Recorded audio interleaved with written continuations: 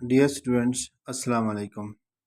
آج ہم شاہد احمد دہلوی کی لکھی ہوئی تحریر مرزا محمد سعید شامل نصاب جماعت دہم کی اردو سبق نمبر 1 نثر نمبر 1 پڑھیں گے۔ آئے دیکھتے ہیں۔ صبح اخباروں میں یہ خبر پڑھ کر دل دھک سے رہ گیا، دل دھک سے رہ جانا، پریشانی ہونا کہ پروفیسر مرزا محمد سعید کا آج سوئم ہے۔ سوئم کا مطلب مرنے کے بعد تیسرے کی رسوم اور رسومات۔ خاموش زندگی، خاموش موت۔ مرزا صاحب کی علالت مزاج یا مرض الموت کی اطلاع اس سے پہلے کہیں سے نہ ملی۔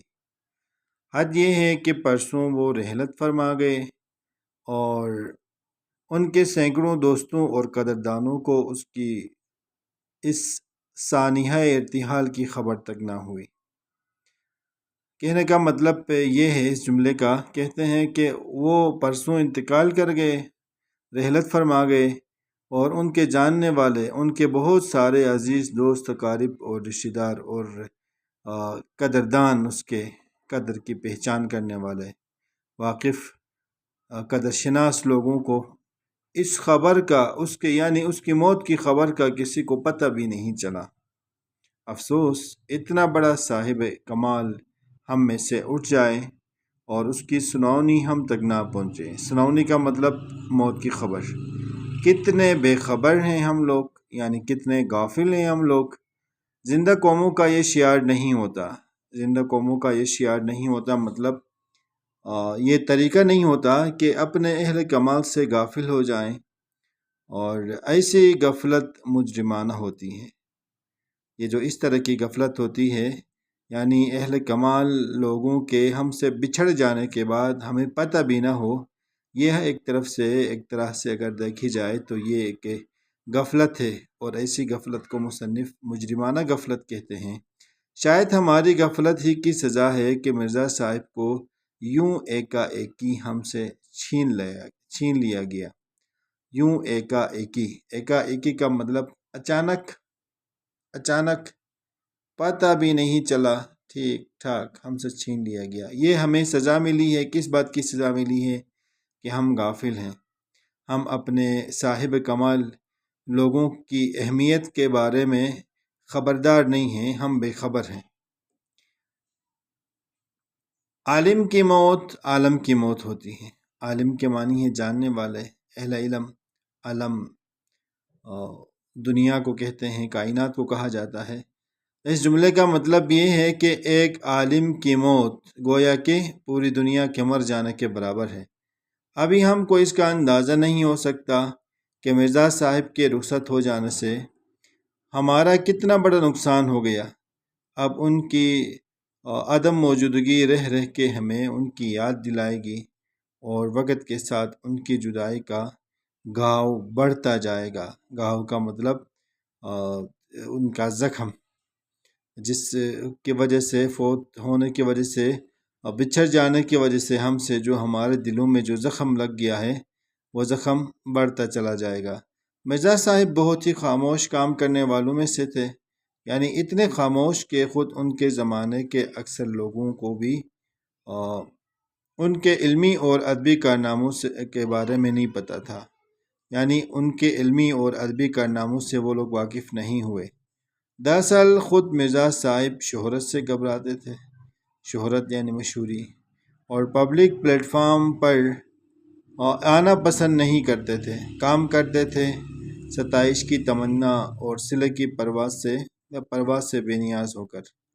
عزیز طلبہ، ستائش کی تمنا اور صلہ کی پرواہ کا مطلب یہ ہے کہ ستائش تعریف کو کہتے ہیں، یعنی کام تعریف کی تمنا اور آرزو ان کے دل میں بالکل بھی نہیں تھی، اور صلہ کی پرواہ سے بھی بے نیاز ہو کر، یعنی میں کام کروں گا تو یہ ہے کہ اس کام کے بدلے میں شہرت ملے گی، شہرت سے تو ویسے بھی گھبراتے تھے، شہرت ملے گی، یا یہ ہے کہ اس سے مجھے عزت ملے گی یا پیسہ ملے گا، تو اس بات سے ان کو کوئی سروکار نہیں تھا۔ وہ ان سب کاموں سے بے نیاز ہو کر وہ کام کرتے تھے۔ کام کرتے تھے اپنی تسکین کے لیے۔ کام کیوں کرتے تھے؟ اپنی تسکین کے لیے، اپنی ذاتی سکونت کے لیے، تسلی کے لیے، اپنے دل کو خوش اور مطمئن کرنے کے لیے وہ کام کرتے تھے۔ کام اس لیے کرتے تھے اس لیے کہ انہیں کام کرنا ہوتا تھا۔ بہت زبردست بات ہے بھائی۔ فرمائشی کام انہوں نے ساری عمر نہیں کیے۔ فرمائشی کام کا مطلب لوگوں کے لیے، لوگوں کے کہنے سے۔ انہوں نے اب سے 55 سال پہلے سر عبدالقادر کے رسالہ مخزن میں مضامین لکھے۔ سر عبدالقادر کون ہیں؟ یہ شیخ سر عبدالقادر معروف ادیب اور علامہ اقبال کے گہرے دوست ہیں۔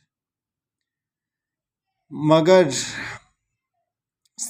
شیخ صاحب کی فرمائش پر نہیں، بلکہ جب خود ان کا جی لکھنے کو چاہا۔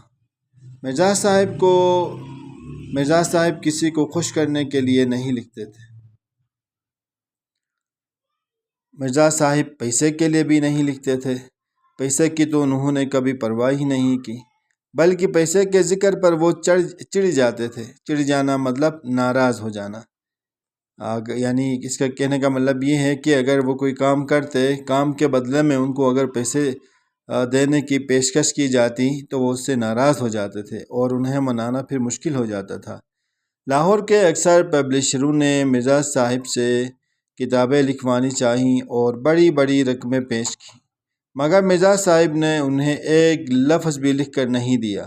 اور جب اپنا پہلا ناول یاسمین لکھا تو اپنے ایک شاگرد پبلشر کو بے مزد دے دیا۔ بے مزد کا مطلب یہ ہے کہ ان کو مفت میں دے دیا۔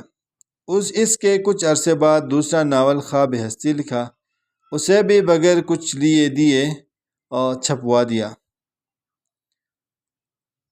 ایک پبلشر صاحب لاہور سے دلی محض اس غرض سے آئے تھے کہ مرزا صاحب ناول لکھوائیں گے۔ میں نے انہیں سمجھایا کہ مرزا صاحب نہیں لکھیں گے، مگر وہ بڑے بڑے مصنفوں کو خرید چکے تھے۔ نہ مانے، بولے ہم انہیں ایک ناول کا 1000 روپے دیں گے، وہ کیوں نہیں لکھیں گے؟ یہ وہ زمانہ تھا کہ 200-250 روپے میں ایک اچھا خاصا ناول پبلشر کو مل جاتا تھا۔ چنانچہ مجھے اپنے ساتھ لے کر مرزا صاحب کی خدمت میں حاضر ہوئے۔ میں نے تعارف کرایا۔ مرزا صاحب کا ماتھا ٹھیکنے کا مطلب فکر ہونا، یا یہ ہے کہ برے آثار کا نظر آنا، قبل از وقت پتہ چل جانا۔ پبلشر صاحب نے چھوٹتے ہی ناول لکھنے کی فرمائش کی۔ مرزا صاحب بڑے ٹھنڈے مزاج کے آدمی تھے۔ بولے آپ میرے ناول کے 5000 روپے دے دیں گے، 10,000 روپے دے دیں گے، مجھے یہ منظور نہیں۔ یہ کام جو کر رہا ہوں اسے چھوڑ کر آپ کے لیے ناول لکھوں؟ 5-10 ہزار کی بات سن کر پبلشر صاحب کی سٹی گم ہو گئی۔ سٹی گم ہونا یعنی ہوش و حواس کھو بیٹھنا، حواس باختہ ہو جانا، اور 2-4 منٹ پہلو بدل کر رخصت چاہیے۔ مطلب جب انہوں نے 5,000 دیں گے، 10,000 دیں گے یہ بات کہی، اور اس صاحب نے جو مہمان ان کے پاس آئے تھے جب انہوں نے یہ بات سنی تو یہ ہے کہ وہ حواس باختہ ہو گئے، اور پھر یہ ہے کہ اس کو پتہ چلا اب یہ بندہ پیسوں سے کام تو نہیں کریں گے۔ پھر ایسا ہوا کہ انہوں نے ادھر ادھر کی کوئی بات کی اور ٹال مٹول کر کے وہاں سے رخصت ہونا چاہیے۔ مرزا صاحب اس زمانے میں اپنے مورکۃ الآراء کتاب کا مطلب بہت بڑا کارنامہ مذہب اور باطنیت لکھ رہے تھے، جسے مکمل ہونے کے بعد ان کے دوست پروفیسر تاجور نجیب آبادی ان سے لے گئے اور لاہور سے 2 کتاب شائع ہوئی۔ مرزا صاحب کا صرف یہی ایک علمی کارنامہ ہے، مگر ایسا کارنامہ کہ اردو کی اگر 100 عمدہ کتابیں چھانٹی جائیں تو ان میں مذہب اور باطنیت کو ضرور شریک کرنا پڑے گا۔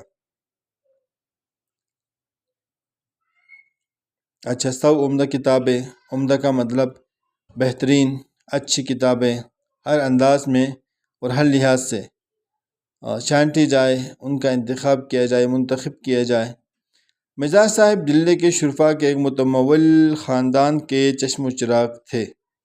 مطلب کہنے کا یہ ہے کہ مرزا صاحب دلی کے ایک مالدار خاندان کے اولاد تھے، مالدار خاندان کی اولاد تھی۔ تاہم بیرم خان سے آگے بڑھ کر ایک راستہ سیدھے ہاتھ کو مڑ جاتا ہے۔ اسی کے نکڑ پر مرزا صاحب کا آبائی مکان تھا۔ اسی علاقے میں سر سید احمد خان کا قدیم مکان بھی تھا۔ سر سید سے بھی مرزا صاحب کی عزیز دادی تھی اور منشی ذکا اللہ سے بھی ان کی قرابت ہو گئی۔ 50-60 سال پہلے دلی کے مسلمان شرفا میں انگریزی تعلیم کو اچھی نظروں سے نہیں دیکھا جاتا، مگر سر سید نے مسلمانوں کے اس غلط نظریے کی بہت اصلاح کر دی۔ اسی زمانے میں دلی کے 2 نوجوانوں نے اعلیٰ تعلیم حاصل کر کے علمی حلقوں میں کام کرنا شروع کیا، علمی حلقوں میں نمود و نمائش حاصل کیا۔ پروفیسر مشتاق احمد زاہدی اور پروفیسر مرزا محمد سعید۔ مرزا صاحب نے اس صدی کے آغاز میں لاہور کے گورنمنٹ کالج سے ادبیات میں ایم اے کی سند لینے کے بعد مرزا صاحب نے 1906 یا 7 مثال 2 سال علی گڑھ پڑھایا اور اس کے بعد گورنمنٹ کالج لاہور میں ہی انگریزی کے پروفیسر مقرر ہو گئے۔ پنجاب کے بیشتر اعلیٰ عہدیدار مرزا صاحب کے شاگرد تھے۔ پطرس سے نوجوان اور تاج ہیں۔ تاج سے کون سے تاج مراد ہیں؟ تو کہتے ہیں سید امتیاز علی تاج، ادیب ہیں اور ڈرامہ نویس ہیں۔